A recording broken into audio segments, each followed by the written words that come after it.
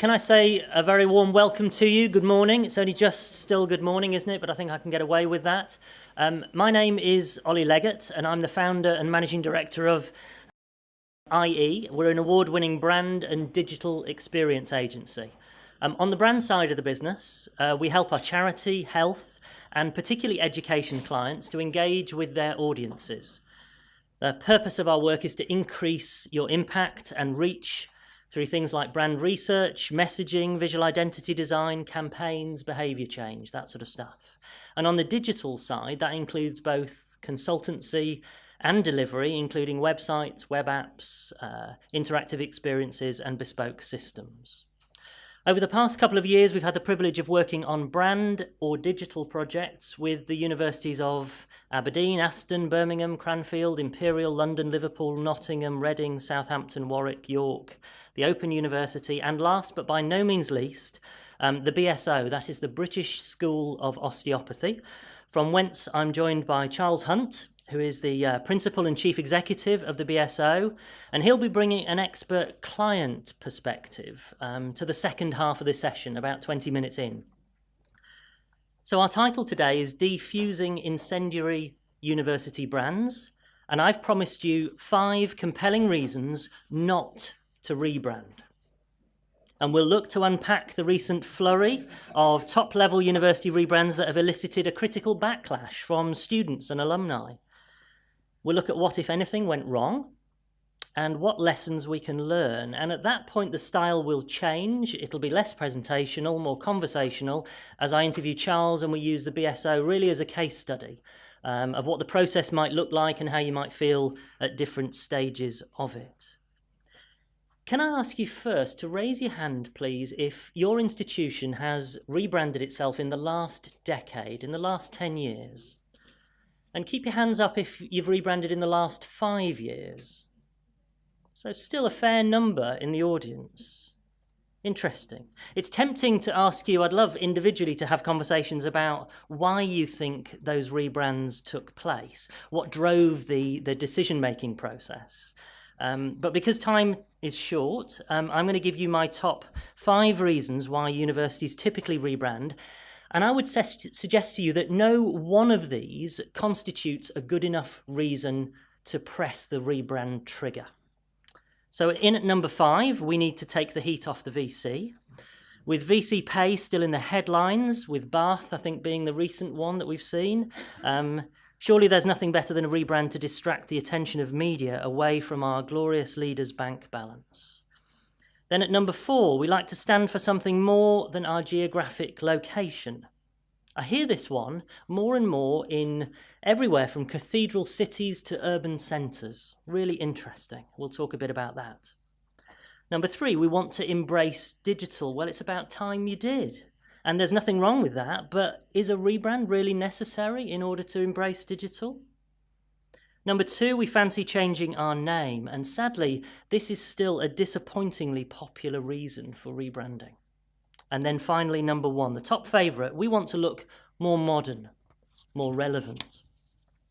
So before we dive into an exploration of these 5, we should first define what we mean by brand. Simon Middleton, the self-appointed brand guru, he says this, I'll let you read it.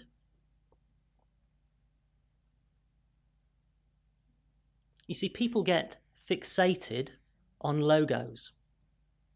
But I'd like to suggest to you that your brand is your reputation. It is everything that your students, their parents, your alumni, academics, professional services staff, your stakeholders, it's everything that they think, feel, hear, say, watch, imagine, suspect, or even hope about your institutions. That is your brand.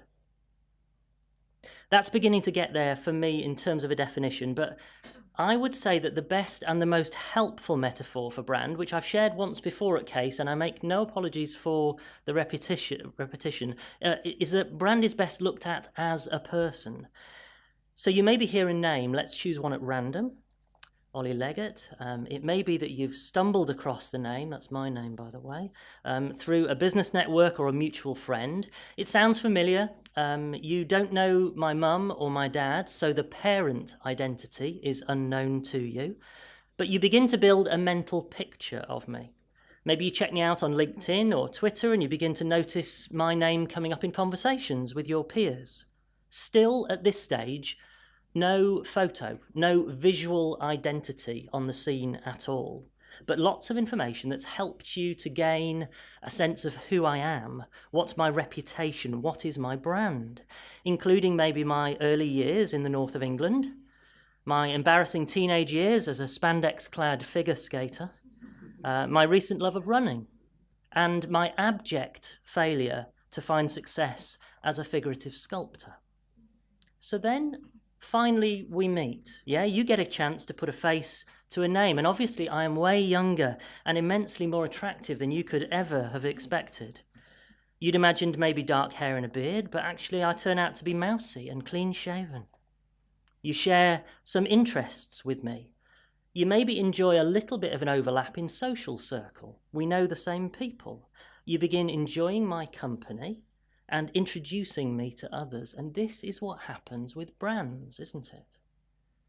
So you'll now happily defend my reputation amongst peers. You have become my friend and you choose to spend time with me, to be influenced by me. You're loyal to me. You know that we share a friendship and something of your identity is bound up in that friendship. We've got something really in common now. So at this stage in the relationship, my appearance, my visual identity, actually is just a tiny slither of what you know about Ollie Leggett. And it's nothing compared to the emotional engagement that we've begun to enjoy. And emotional engagement is the holy grail of brand. That is where loyalty lies, and that's critically important, and we'll come back to that point later.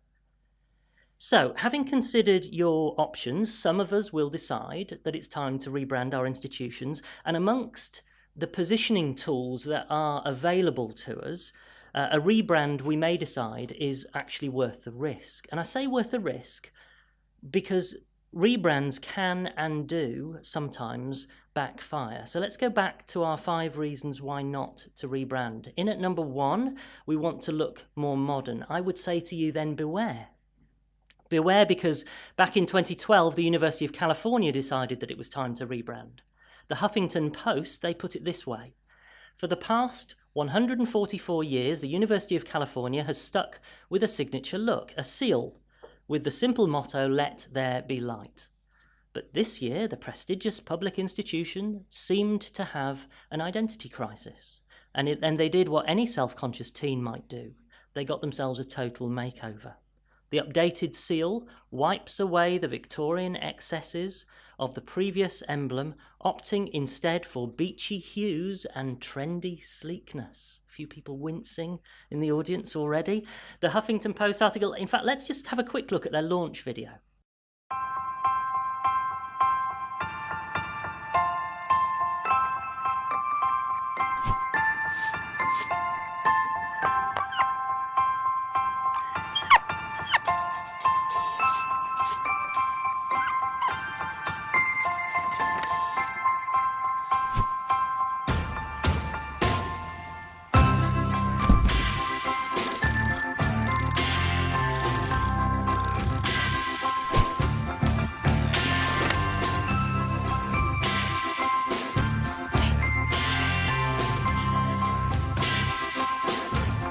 So I think that's enough to give us a flavour. It's a fairly nice piece of work, but it's gone too far, hasn't it, toward modernity, away from all that it stood for traditionally as an organisation. And what it's obviously failed to do is carry its audiences with it on that journey. The Huffington Post article takes then an even more cynical tone. And it says this: but the minimalist attempt at a contemporary style has infuriated many who didn't mind a university emblem with, a classy-sounding motto and an emphasis on books. Designed by an in-house team, the new logo, which was quietly unveiled in November, is causing an uproar among students, faculty, and people with eyes everywhere. Ouch. That's harsh, isn't it?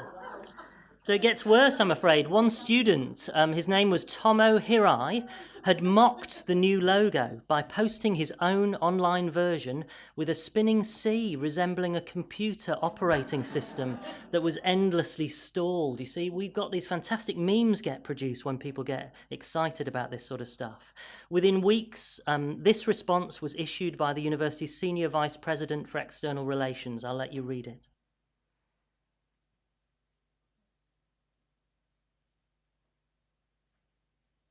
I think it's fascinating that he calls it the design element at this stage. He can't even bear to mention the word logo. Yeah. So I think at this point, that was obviously a hugely expensive mistake, and I don't know what the ticket was associated with it. But I think that Lancaster University might be worth a mention, because they completely eradicated the use of that new logo and reverted back to the original one. Lancaster's interesting because despite only being established in 1964, they took a journey in the opposite direction recently, adopting a more traditional crest-based design. And they did that in response to some research which they conducted amongst UK and international students who told them that they associated crests with Russell Group status and with the UK's rich HE cultural heritage. I actually saw it for myself when I went on a visit to the campus with my daughter at a point when only some parts of the university had adopted the new identity. And it felt really weird at times going through different spaces where some rooms had the logo on the left, which felt like an old sort of 1994 Polytechnic. And then you went up into other presentations where maybe a vice-chancellor or someone was speaking and it was the new one, and you felt like you were in this Russell Group, highly established red brick sort of environment. And I think that that is a super illustration of how visual identity can genuinely, palpably affect first impressions on something as critical as an open day. And according to their director of Marcoms, this shift towards tradition has driven applications up as a direct result. Number 2, we fancy changing our name. Ooh, be careful, be careful. 2 years later saw King's College London announce its plans to drop the word college from its name and to be known simply as King's London. They described it as a very modest repositioning to address confusion, particularly around association with FE colleges and academic colleges of Oxbridge. Perfectly reasonable motivation. King's principal, Ed Byrne, said this, and again I'll let you read that. It's a decent rationale. But Emily Braddock, I don't know whether you've heard of her, but she's a second-year theology student who led the campaign against the proposed name. She said that it would undermine almost 200 years of tradition, as well as sabotaging a worldwide reputation built on the name King's College London. Now, whether we agree with Professor Byrne, the principal, or Emily, the student, the fact is that the rationale that she articulated to the world in favour of no change proved to be more compelling than the one that the university managed to articulate. Are you looking for greater student engagement? Well, here's engagement for you. A petition blocking the plan gathered 6,000 signatures in just 24 hours. Critically, claims that the university had consulted student groups as part of the research process, they were called into question. And ultimately, the university backtracked over its decision and called a halt on the £300,000 rebrand. Number 3, we want to embrace digital. In 2015, Loughborough University announced a change to its logo. This is the old one. What was Loughborough's Director of Marketing and Advancement saying about the redesign the month before its release? She said that this was the first digital logo device in higher education. Let's have a look at it. Really? And she described the new logo as a visually agile, dynamic image that will allow us to take advantage of advances in technology. This is a month before anybody even saw it. She was whipping people into a frenzy. And I know that hindsight can be a terribly cruel thing, can't it? But I think what we've got to say about these quotes is that they betray an unhealthy focus upon visual identity, the logo as the hero of the story, and it must never become so. And I say that in contrast to, instead of talking about the more healthy focus on the distinctive values, the achievements, the attributes, the milestones, the behaviours of Loughborough, its students and its alumni, because it's got a lot to shout about. So by contrast, Loughborough graduate Scott Lawrence, who set up the petition to revoke the new logo, this is what he said: university's existing shield emblem, an already modern take on a traditional crest, it's iconic, a reminder of the prestige, heritage and respect associated with the institution, whereas the new version, he says, loses all of those things. Here's the results of a damning poll by the Daily Touch, and one of the many memes where students have kindly offered to fix the problem. Yeah, I know. So there's even a video demo of how to create the brand for yourself at home. Here's how to make the new Loughborough University logo on Facebook. First you need to find a cutting edge shape, something modern and sporty like a UFC octagon. Make it pink, obviously, then pick a font that everyone loves. Comic Sans will do nicely. Whack that in the middle, done, and there you go. That's quick. As easy as that. You know, the number of signatories on the change.org petition climbed to 12,000. Not only did Loughborough halt their rebrand, they then went on to take what I think is the most bewildering step of adopting a massively more traditional-looking, crest-based logo that really could not possibly be any more conservative if it tried. Reason number 4, we'd like to stand for something more than our geographic location. It feels a little bit unfair of me to pick on Bristol, as they're a much-loved client, but as I'm so liberally pouring scorn on other institutions, I will briefly mention Bristol, who wisely, I think, retained their historic heraldic logo, when research revealed that other than associating the university with the lovely, boutiquey, historic, indie maritime city of Bristol, their audiences were really struggling to articulate what the university stood for. So their chosen agency originally came up with the concept of come to the edge, which hit problems, unfairly I think, because of its perceived mental health connotations that just happened to be awful timing because there'd been 3 high-profile suicides on campus, and it got huge pushback as a result. So the agency adjusted the story to tradition with edge, which I think is okay, actually, for this sort of an institution. Although I will say I'm really not a fan of the visual interpretation. I also have questions about... the reason I say the visual interpretation is because where has the history and the heritage and the context gone here? It's disappeared. And that's a waste because... you know, if I associate Bristol University with Bristol, that's probably an entirely positive association. So I think they've gone too far and thrown the baby out with the bathwater here. But I also have questions about whether there's sufficient emotional appeal in Bristol's new story. I want to give you 2 short examples. During the peak clearing period this year, I was in the cinema, and I'd like to tell you that I was waiting to watch a really intellectually challenging art house film, but I was waiting to watch Atomic Blonde, which was surprisingly entertaining, I will say. And 2 adverts for universities came on screen, one for Northampton and one for Wolverhampton. And with that question of emotional engagement in mind, I'd like you to watch these 2. This is the Northampton one. Sometimes, we all need a helping hand to give us that little push. To realise new pathways. Driving us forward. To overcome. To achieve. Taking us to tomorrow. Making an impact to the world around us. The University of Northampton. Your future starts here.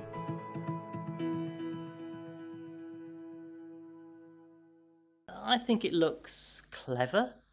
It took a lot of hard work probably to set up, probably quite a decent budget behind it. But honestly, I really struggle to care. You know, if we think about that metaphor as brand as a personality, that's the person who you meet at a party and you think, who was that person? Yeah. They were quite clever, maybe even a little bit innovative, but I haven't got a clue who they were. And then if you watch the Wolverhampton one, quite different. Here's to the stumbles, the peaks and the troughs, to the slips, the slides and the knockbacks. Let's salute the ones who struggle and sometimes fall, but pick themselves up, stare failure in the face and go back for second helpings.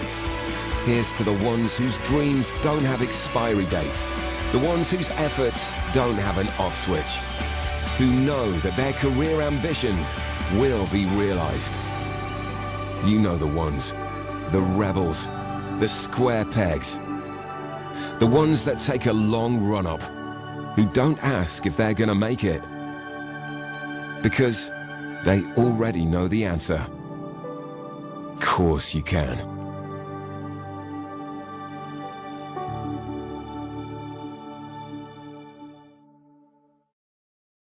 What I will say there is that that film is addressed at the ambitious underdog. It's an unashamedly emotional appeal, isn't it? The ones, the rebels, the square pegs, yeah, the ones that take a long run up. I mean, ambitious copywriting, really pushing the boat out. You could say that it's so emotionally charged that it tells me absolutely nothing whatsoever about the institution. But they have plenty of content of that type. 60-second videos with 6 concrete reasons why I should choose Wolverhampton. But this video is not about that. This is an almost exclusively emotional appeal that I would say bypasses the cerebellum, that logic and reason sort of part of the brain, and goes straight for the limbic system. That's the bit tucked right at the centre of our brains, the most primitive part, where our decisions and behaviours are ruled by powerful emotions like love and desire, hope and fear, belonging and status and aspiration. So I really remember that. It will stick in my mind, and I'm afraid Wolverhampton University is lodged there now. I can't get rid of it. Number 5, we need to take the heat off the VC. Warwick, then, is for me a great example of this. Really interesting because it got away with its rebrand by the skin of its teeth. Within 24 hours of launch, a student petition gathered over 5,000 signatures. And the petition urged the university to halt the rebranding process now and consult students before any more money is spent. And it mentions a lack of communication and the general disconnection that the university currently has with its students. That was a direct stab at Warwick's then very divisive VC, Nigel Thrift. And here's some memes of Nigel. Very generous. Nigel has since been knighted for his work and has moved on. And I'm sure he did a great job, but clearly that was how people were feeling about him at the time. At the time, the Guardian newspaper told its readers that Warwick was being highly criticised for its £80,000 radical rebrand, and the paper mocked even the name of the new colour palette, Warwick Aubergine and Warwick Burnt Orange. So despite the backlash, Warwick, I would say, had done the hard work of consultation, and they had a story to tell. The university held its mettle and went into communication and consultation overdrive in order to save the day. And here's their excellent public FAQ page, which goes into enormous detail about the process, the people who were consulted, the costs, and critically, the why, the reasons behind the institution choosing to rebrand at that particular moment. They held their ground, and the new brand has been retained. So it can be done, and it can be done successfully, which seems like an ideal moment at which to reintroduce Charles Hunt. If you'd like to come up, Charles. So firstly, Charles, tell us briefly about yourself. Who are you, and how did you end up at the BSO? Who am I? Slightly terrified, having heard all that again. Actually, we went through a rebranding exercise, and it appears to be going all right. Great. My name is Charles. I'm the principal. I'm unusual, perhaps, in higher education in that I've always been at the BSO. I trained as an osteopath at the BSO and worked my way through the ranks and have now been principal chief executive there for 11 years. Background in osteopathy, background in teaching, and then became the chief exec. Great. And then tell us about the BSO itself, because I'd love you to give us almost a brutally honest account of the health of the institution and the challenges that it's facing? Well, we are 100 years old this year, so we're actually much older than people think. We have royal patronage. We have the Princess Royal as our patron. 10's graduation every year, 32 years. We've been going through a lot of change. Osteopathy has got more recognition. When I graduated, there wasn't a register of osteopaths. It wasn't a protected title. Anyone could call themselves an osteopath and practice. We now have NHS contracts. We're now involved in research, Elsevier journals. And as an institution, we felt we were having to evolve as well. We'd had a franchise agreement for funding, where we'd sought funding for the institution through HEFGE many years ago. And at that stage, HEFGE had a view that they weren't going to give funding to small independent institutions, which, of course, under the new white paper, is really different now. So we got brokered into a franchise agreement with the University of Luton, who then rebranded as Bedfordshire. But during that time, we wanted to recognise our own quality. So we've gone through the journey of gaining taught degree awarding powers, been granted those in 2015. We then also went through a very long and arduous journey to get institutionally designated. So we now get direct HEFGE funding, which then got us to the stage of actually being able to apply for University College title, which is something we then thought about and taking through. But the market for osteopathic students is fairly niche. It's not something you sit in a sixth form college flicking through the various careers thinking doctor, nurse, midwife, osteopath. Most of our students come through having either had osteopathy or people who've been to see an osteopath.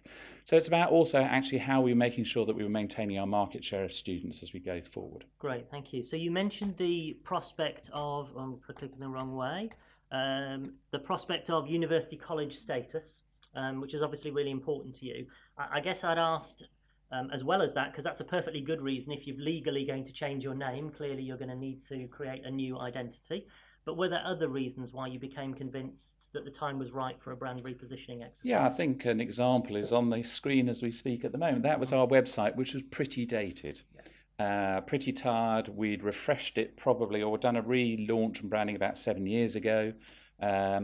And then, as usual, I think I'm learning more and more about this, there was sort of creep.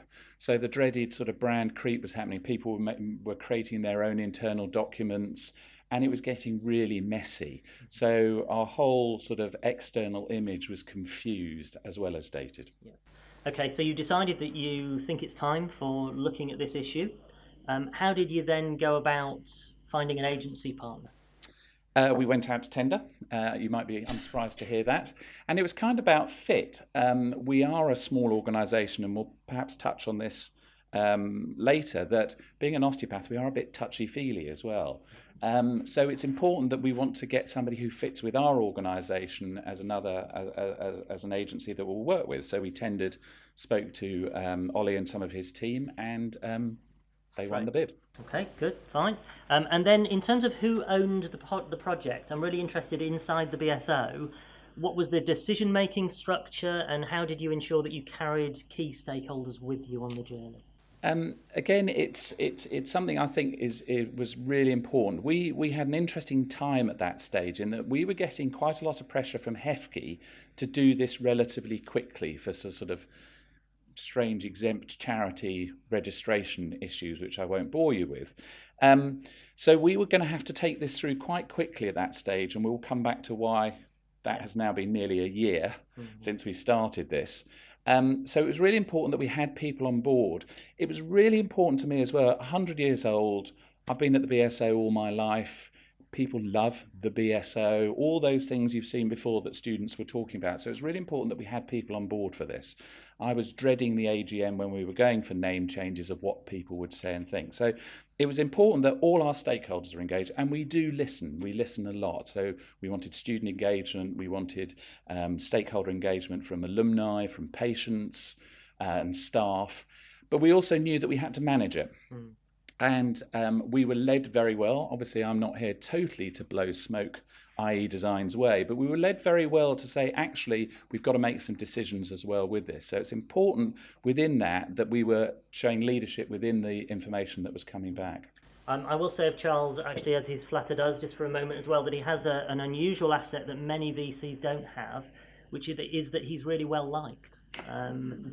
Genuinely, after being in an institution for over 20 years, I think that's an achievement. And I always say to clients, to universities particularly, that a rebrand is a leadership exercise as much as it is the responsibility of a marketing team.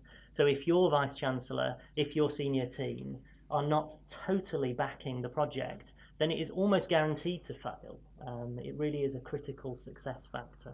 Great, okay, so you'll remember that we began the project with a listening phase. I don't know whether you want to, let us know a little bit about that.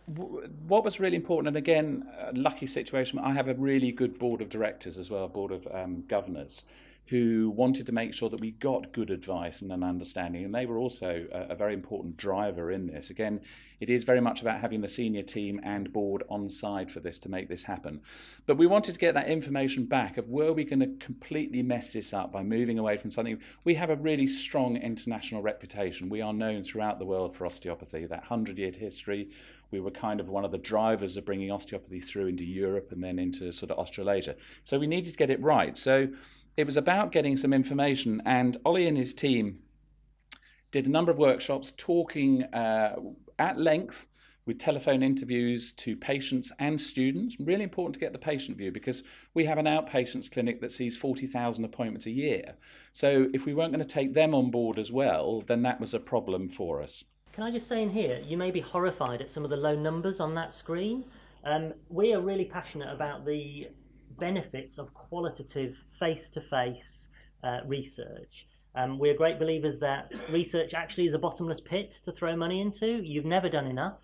I was here last year talking alongside Cranfield, that we just rebranded, where we did more than 10 times the number of face-to-face interviews and much more than 10 times the number of quantitative data collection and analysis.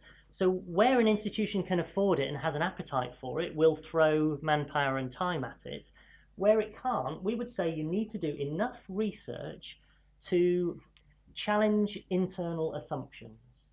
And if you've done enough to do that, then you have done enough.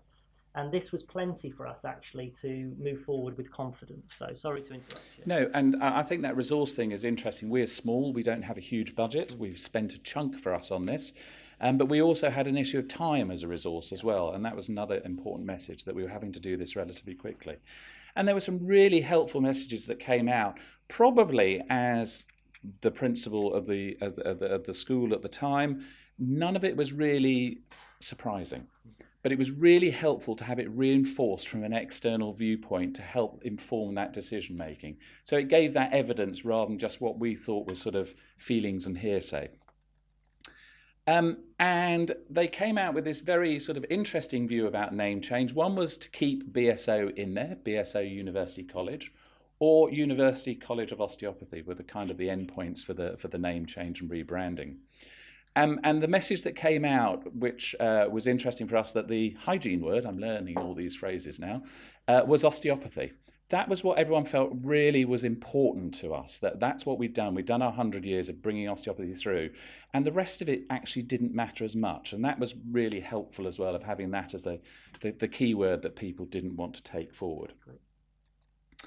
We talked about lots of strong reputation that the team found and what people said about us and felt about us. We are the largest. We have 42% of the osteopathic population graduate through our training establishment, so we knew that we were large and historically well known. But what we also found, actually, having probably not done enough competitor analysis, is we were actually perhaps not saying enough about ourselves as well, that we could have been shouting a bit louder about what we were doing. And other smaller institutions were saying very similar things, and perhaps louder and bolder as well. And that was a helpful message to come back in.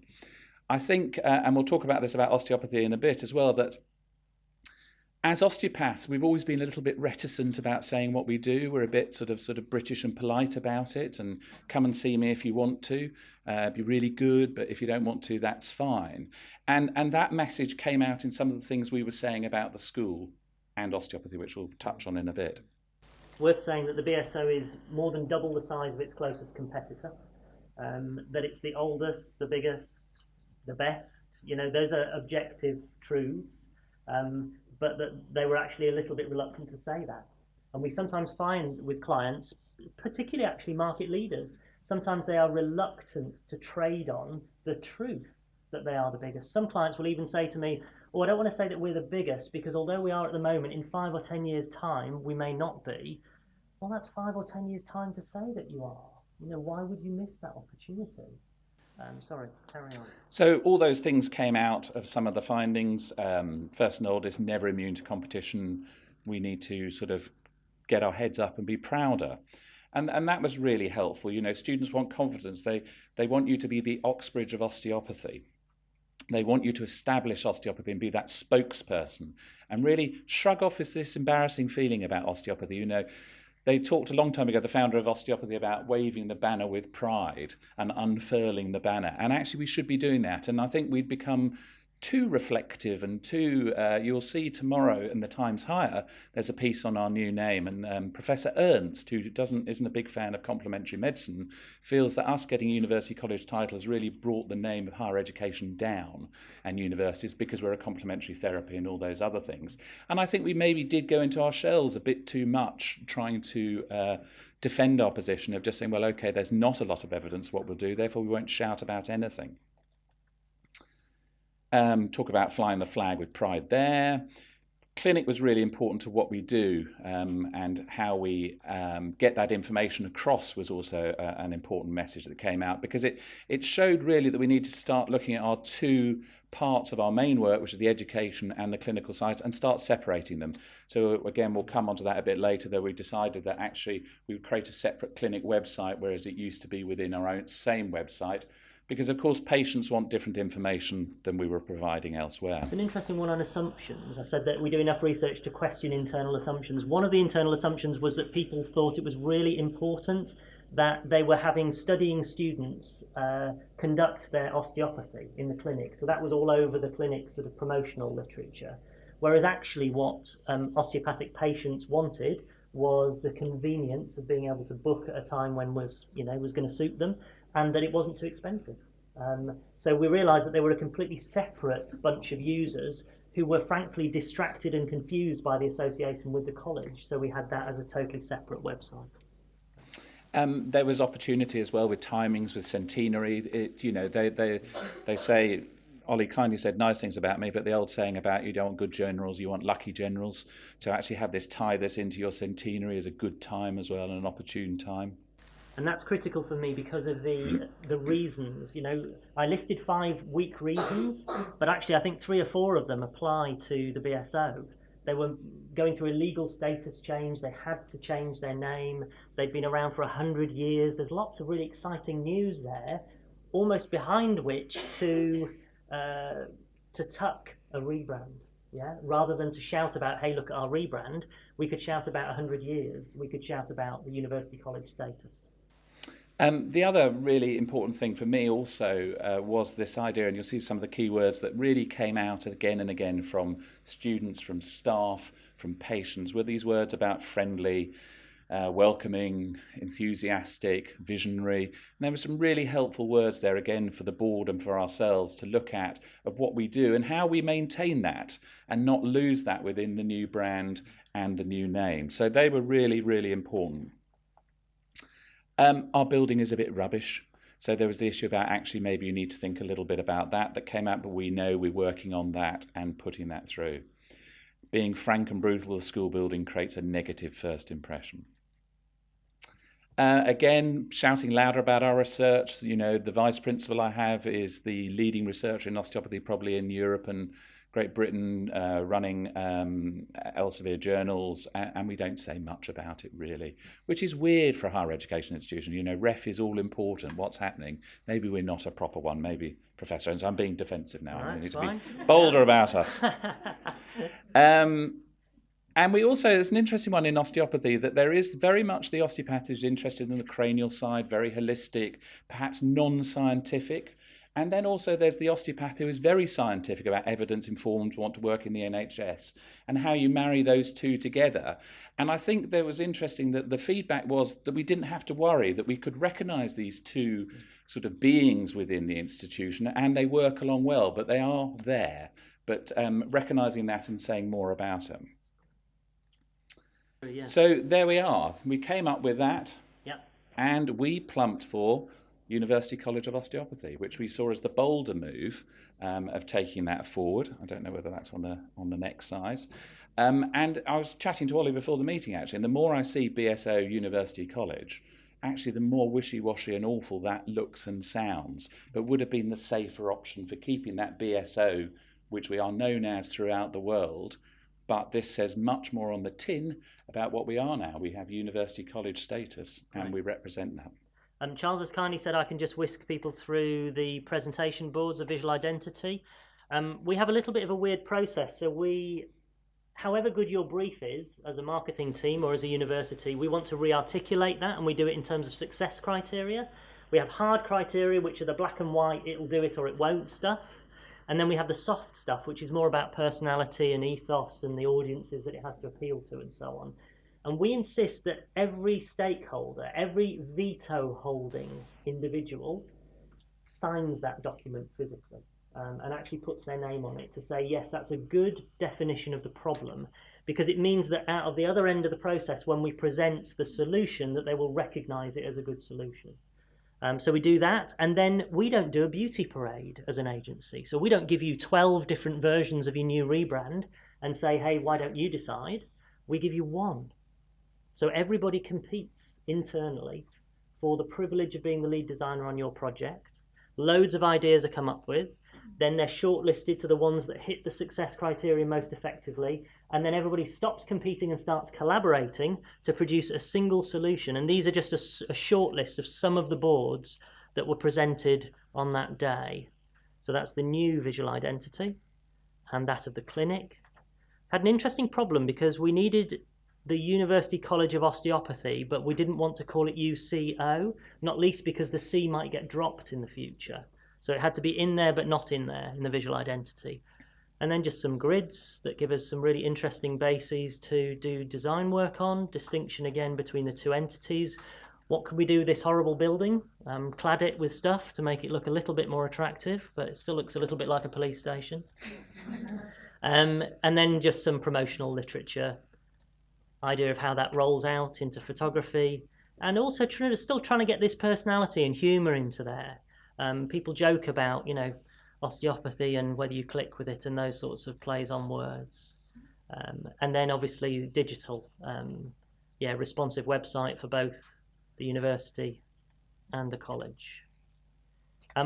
We then produce this. Now, you won't be able to read this, but it's a messaging matrices where we help the organisation identify the sort of two main functions. So you've got the two grey tabs on the top there, one for the college and one for the clinic, and then a whole different set of messages which answer the questions. What do you believe in? Why do you exist? How are you going to talk to me? That's your tone of voice stuff. Why should I care? Those are my motives. Why should I be bothered? Why should I be interested in what you're doing in the world? That is I would say, probably the most useful practical asset for a marketing individual. And we walk into clients, and years later, thankfully, these are still up on pinboards in front of people as they work. So, any other questions that you want to ask? I've got a couple more that I can ask Charles, but anybody? Yes, at the back there. We're based in London. So we've got two of the key names that most people would be really desperate to keep and have, which is British and London, and we haven't used them. And that's because, for me, the message that was coming out strongly from the information we got back from the stakeholders, that the word for us was osteopathy. And so for us, it was that build-up between the word osteopathy is critical and our status of being University College. So we were really keen that the word British School, we weren't a school, that was sort of secondary education. We were doing, we've got the only professional doctorate in partnership with somebody in the world in osteopathy. So we wanted to have the University College way, and it just didn't work putting everything else in. So it's an interesting one because, again, that bucks the trend of what everyone is looking for. If people bite your arm off for London. Yeah, those sorts of jewels in the crown are really high up in the messaging matrices, so it's really important that they are used, but they're not embedded in the name themselves, just simply because research showed that wasn't a key factor, surprisingly, in all honesty.